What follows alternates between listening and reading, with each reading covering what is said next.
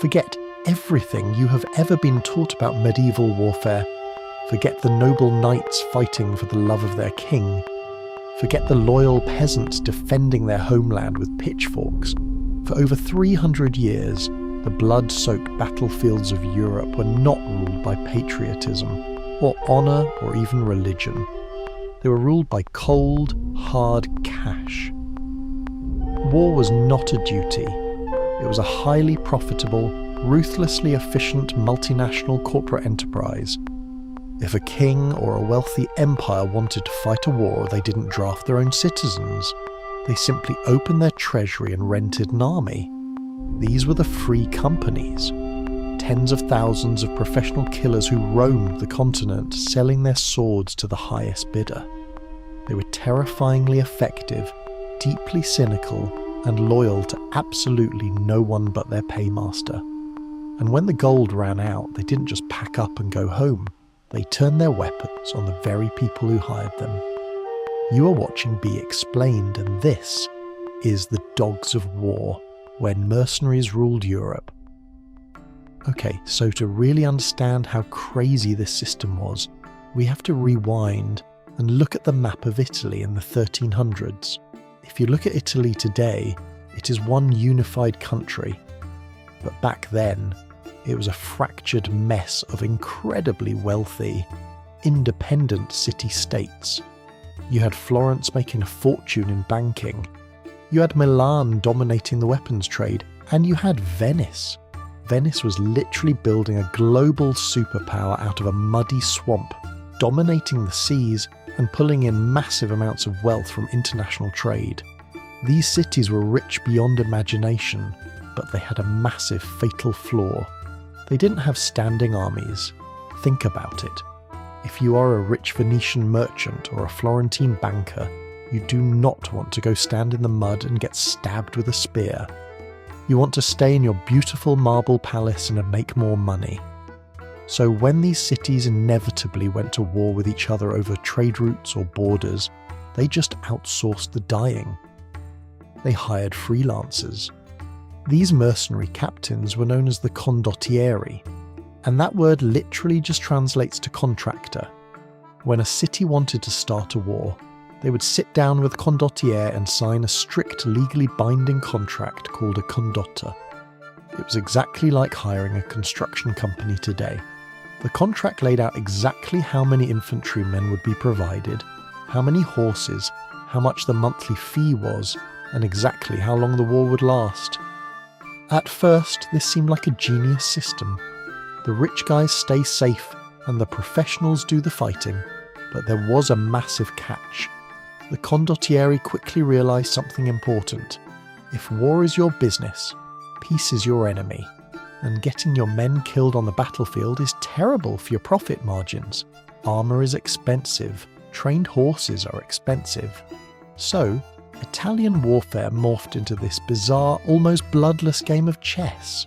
Two rival mercenary armies paid by different cities would meet on the battlefield, but because they were all professionals who respected each other, and frankly, they might be working for the exact same team next month, they rarely fought to the death.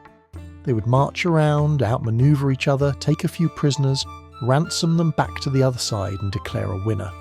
Sometimes, battles involving thousands of men would end with only 2 or 3 actual casualties. It wasn't a war anymore, it was a highly lucrative protection racket.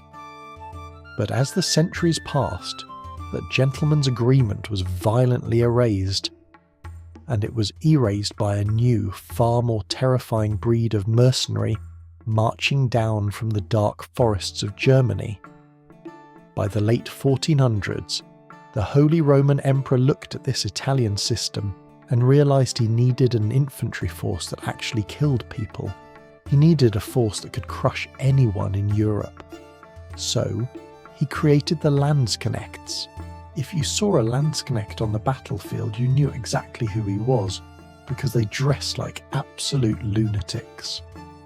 In a time when ordinary people were strictly forbidden by law from wearing bright colours or fancy fabrics, the Landsknechts were given a special legal exemption by the emperor. Imagine a guy walking onto a battlefield wearing neon silk massive feathered hats and puffy sleeves, slashed with razors to show layers of bright fabric underneath. The emperor allowed this because, as he put it, their lives were so incredibly short and brutal, they deserved to wear whatever they wanted before they died, and their lives were brutal. They fought in massive, tight formations called pike squares. Imagine a giant moving porcupine made of thousands of men holding 18-foot-long spears. It was an industrial meat grinder, and at the very front of this formation were the Doppelsoldner. That translates to double pay men. These guys were paid double the normal wage because they were on a suicide mission. Their job was to charge the enemy lines swinging the Zweihänder. This was a massive, two-handed sword that was over 5 feet long, designed specifically to chop the heads off enemy pikes and the men holding them to break the formation. The Landsknechts were the most devastating shock troops on earth. They didn't play the bloodless chess game of the Italians. They slaughtered everything in front of them, but they had the same fatal flaw. They fought for the emperor, but they were still just mercenaries. They expected to be paid on time, in silver. In the spring of 1527, the Holy Roman Empire was fighting a massive war in Italy. An army of 34,000 men, mostly German Landsknechts and Spanish mercenaries, had just defeated the French army. They were exhausted. Their clothes were rotting, they were starving, and they were marching through the freezing rain. But worst of all, they hadn't been paid in months. The emperor had completely run out of money. The mercenary commanders pleaded with their men to hold the line, to be patient, but the discipline finally snapped. The entire army mutinied. 34,000 heavily armed, starving and furious professional killers suddenly looked around and realised something terrifying.